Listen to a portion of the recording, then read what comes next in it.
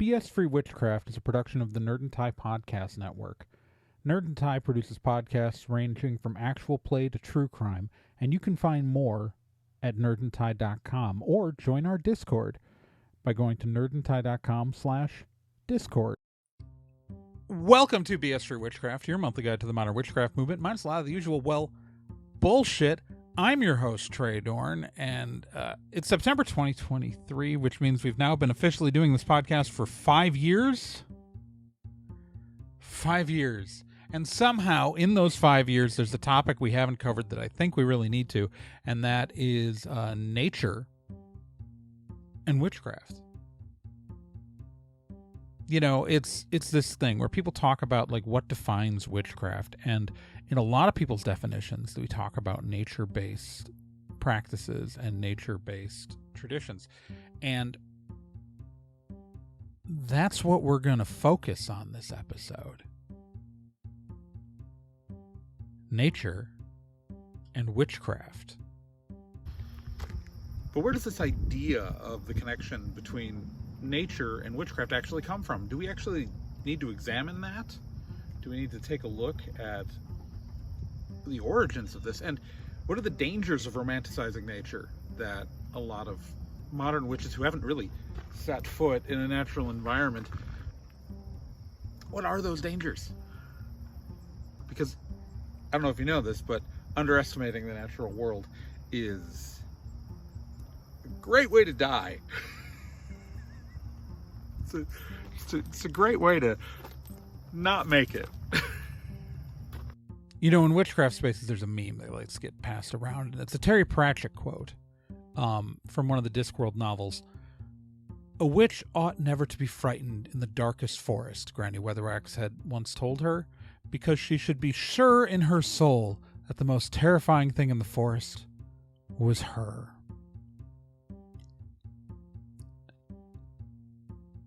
Except, here's the thing. There are bears, Skylar.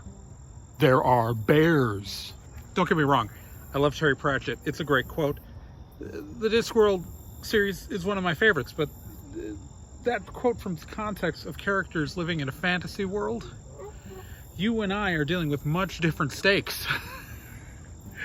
You know, the personification of death isn't going to spend an evening working as a mall Santa here, okay? I mean, not that I'm aware of, but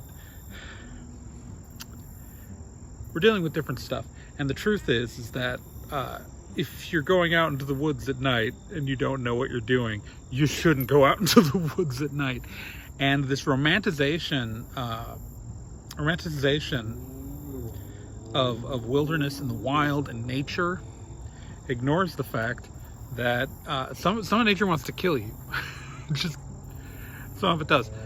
It's incredibly easy to forget, like, the actual dangers of the woods. We have this, like, fantastic idea about, like, dancing naked in the woods at night. Well, until you fall down a ravine and twist your ankle and you're alone in the woods at night, don't do that. Like, heck, depending on where you are in the country, there are mountain lions, there are moose, there are snakes, there are many, many things that you don't want to mess with. Coyotes under the right circumstances. Wolves will pretty much stay away from you, but as previously stated, bears. Bears, Skylar. You're not more dangerous than a bear. Nature can sometimes be scary. Please remember that. My God. Now you may be asking yourself, where does the entire concept of how does witchcraft get connected to nature? How does this happen?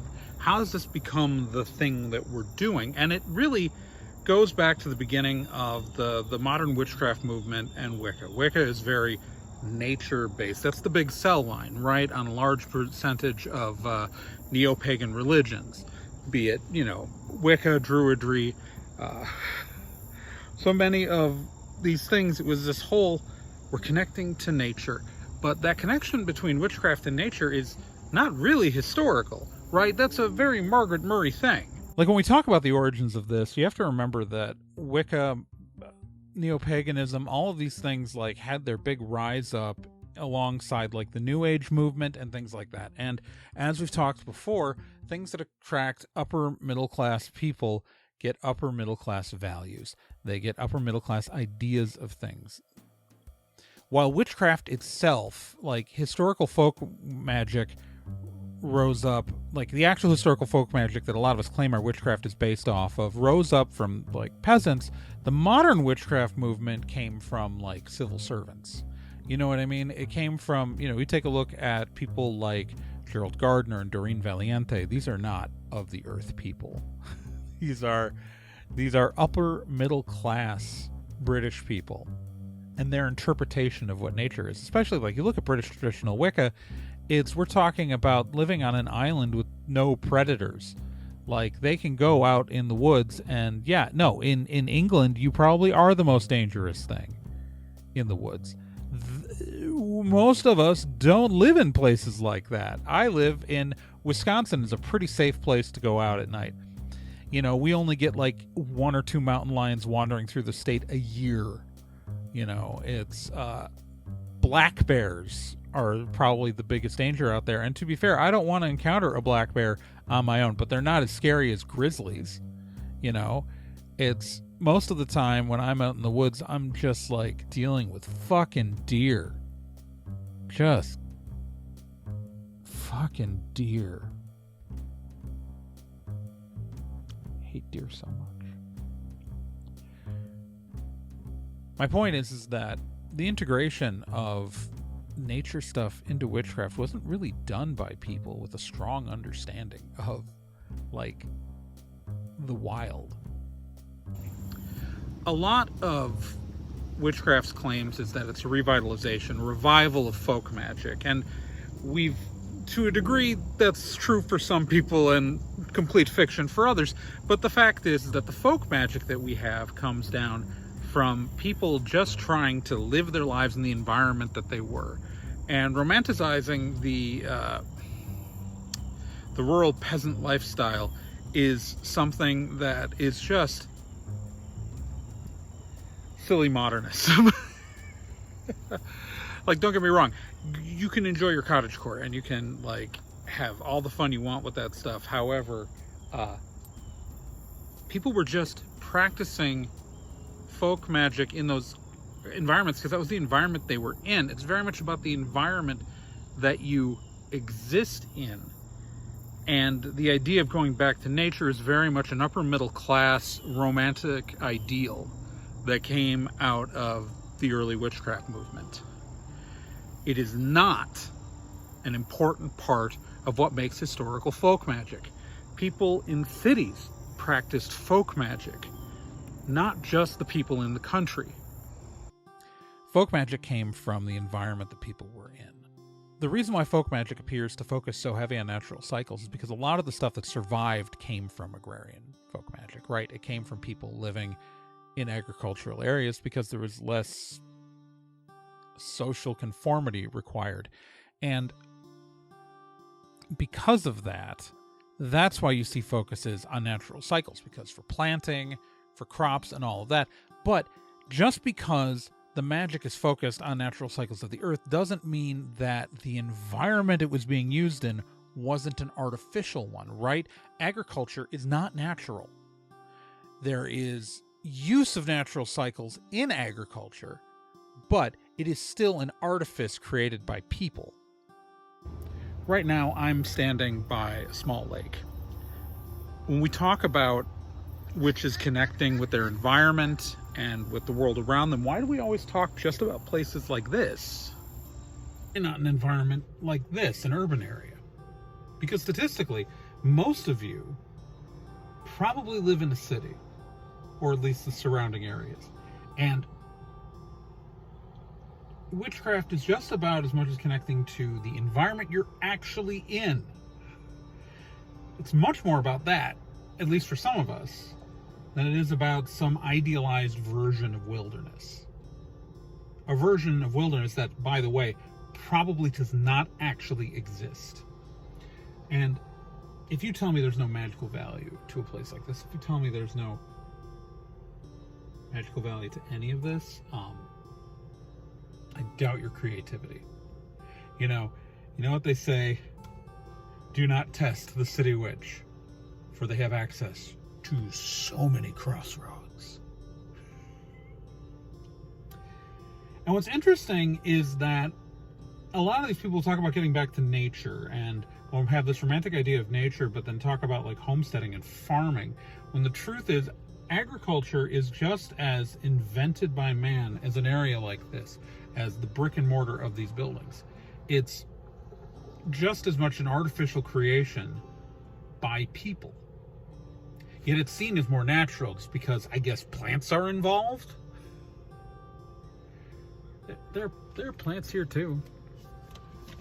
There's some plants. We got plants in cities. We got animals.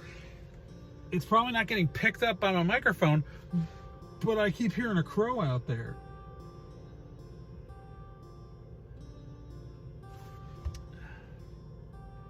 The idea that we're supposed to be focused on this romanticized nature and not the world we're actually in drives me nuts. This is just as much the world, if not more so, that our witchcraft should be connected into, if you think it's important to connect to your world around you. Again, everything. Everything is subjective.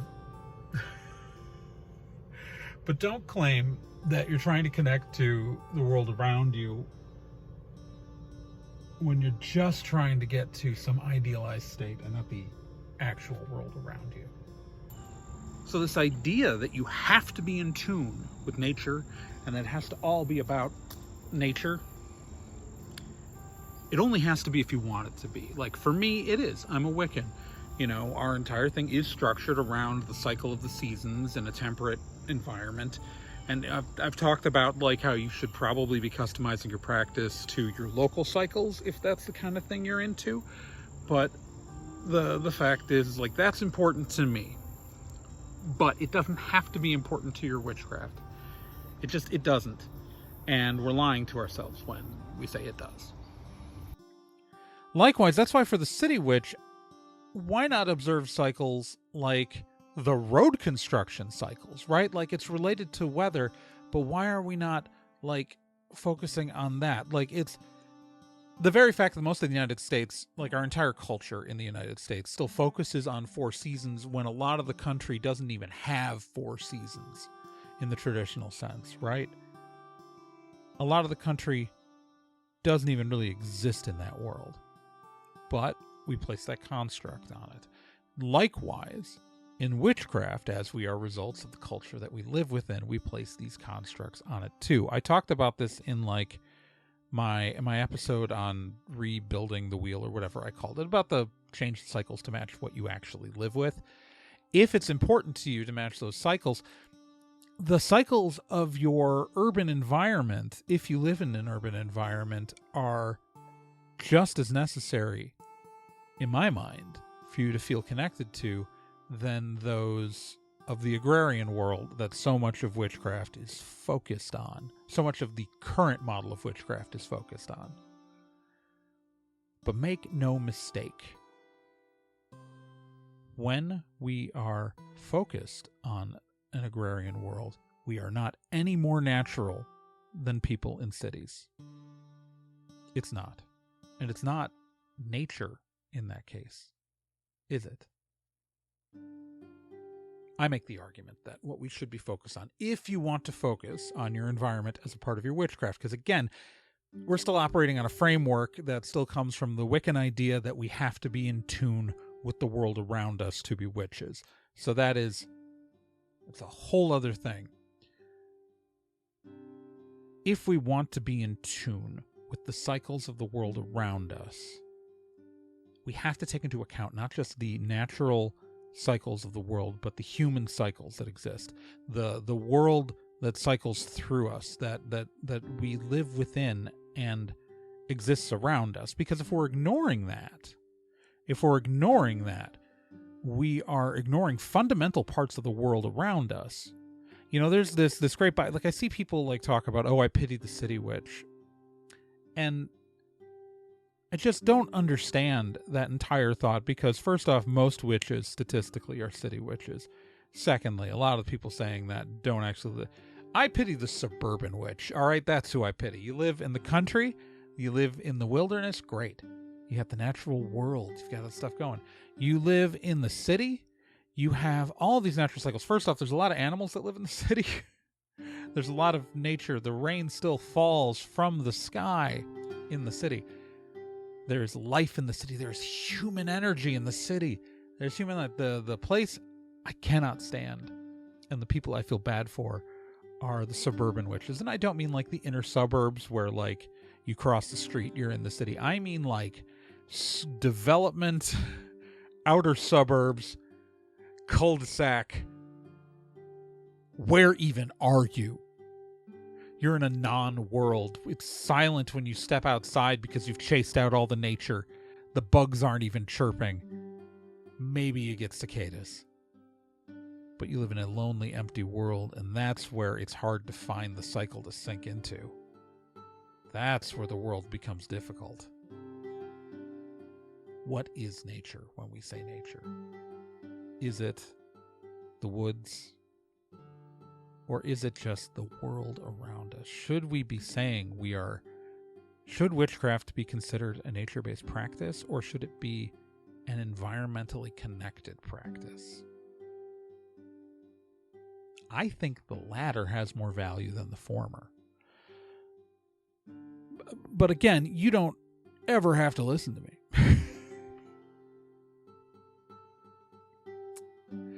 I talked about this last episode. This is one of those situations where you can say there's no wrong way to witch, because this is entirely subjective. This is entirely subjective in this particular case, because all that makes a witch is someone practicing some sort of magical system who calls themselves a witch.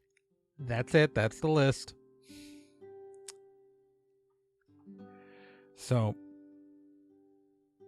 I don't know. I spend a lot of time thinking about this stuff. I take nightly walks at night, and part of it goes through the woods in this park.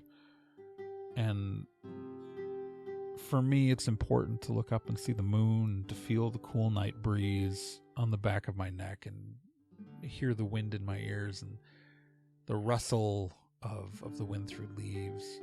Especially this time of year. It's fall here, the leaves are starting to change, and it's just gorgeous. Feeling connected to that cycle is very important to me personally.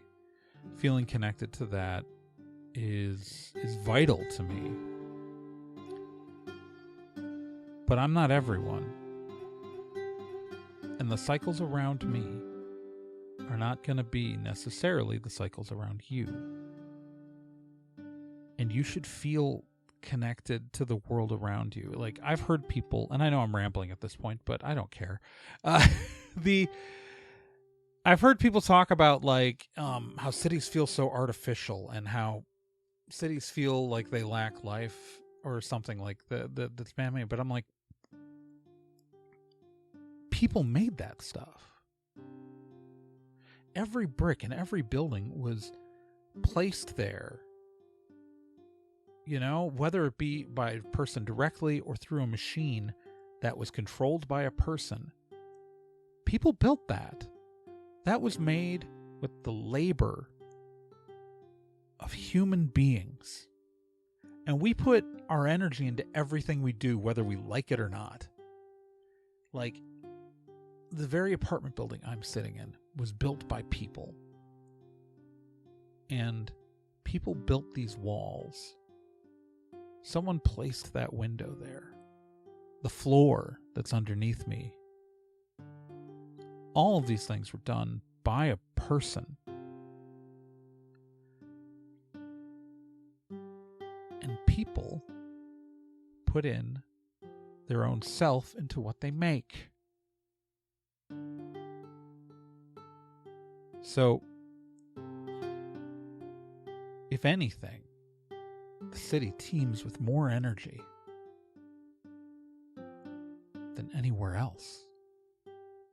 Because of the density. Think of all the people in proximity, in worlds that were built by their fellow person, the construction of it. How is that not nature to begin with? How is the home built by a person less nature than the anthill built by ants? Why? Because you're viewing yourself as separate from it? Well, that doesn't feel like you're integrating yourself into the natural cycles at all. Humans are a part of nature, and the worlds we build are a part of that nature. So, guess what? You're in it. Deal with it. Whether you're in the city or the country or the woods or the godforsaken suburbs. I'm so sorry. You're in a world that was built by someone. And everything has something put into it.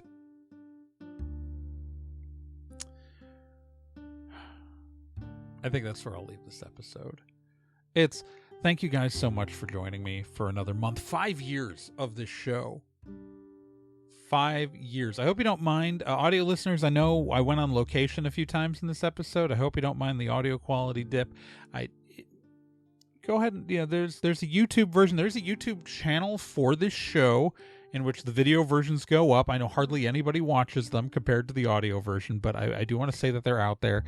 And you might consider watching this one. I don't know. It's pretty. I stand out from front of the lake. There's some geese behind me when it happens. Just for you, Lozzie. I made sure there were geese in the shot, and I had to do so many different takes because they kept making noise. Anyways, I just want to remind you that this show is brought to you by support from lovely listeners like you via Patreon. If you want to become a Patreon supporter, you get episodes like this a whole week early, along with a couple of exclusive behind-the-scenes videos. I'm a little behind on making them, but there are some already there that you get access to.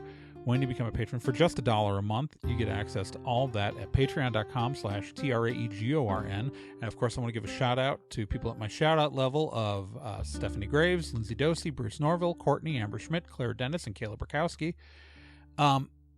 If you can't support the show, I understand. You can follow the show on so much social media. Only some of it's actually active. I am primarily on Tumblr, TRAEGORN.tumblr.com. I have an X, a Twitter, a shitter, whatever we're calling it now, still. For how much longer, I don't know. Musk is talking about charging for the whole platform, and I'm not going to pay for Twitter. That's TRAEGORN. I have a Mastodon, TRAEGORN at mastodon.social. And I have a Threads at TRAEGORN. I don't know what the heck's going on with Threads. I set it up. I do nothing. Maybe don't bother following. I don't know. And I have a Facebook. There is a Facebook page for the show. Facebook.com/BSFreeWitchcraft. That is active. I check that, and you can message me there also. Do not try to find my personal page on Facebook. I have said this repeatedly, and every time I say this, within a month, somebody reaches out through it talking to me about the show. So do not try to friend me on Facebook. I will ignore you. But if you do want to talk to me directly, there's a great space where you can do that. And that is, of course, on Discord, at the Nerd and Tie Podcast Discord, where you can talk to me, you can talk to all the other show hosts, like, Brina Guerin of Hex Positive. And you can find an invite at that at nerdandtie.com/Discord, because we are, again, a part of the Nerd and Tie Podcast Network, where you can find this show, shows like Hex Positive. Cool and Unusual Punishment has just started a new series called The Chosen. And it's cool. You should listen to it. It's good. That's ongoing right now. All that stuff you can find at nerdandtie.com. Whole podcast network full of shows, which are all super fun, super cool. And with that, Magicians, I'm gonna end the show this month. But I just, bricking our fingernails. Jesus, I'm gonna throw this in. Dirt in our fingernails, brick in our hands is my saying. That's the thing I say to you at the end of shows these days. Somehow I even screwed that up. I don't know, Magicians. I should stop. We'll talk to you next month.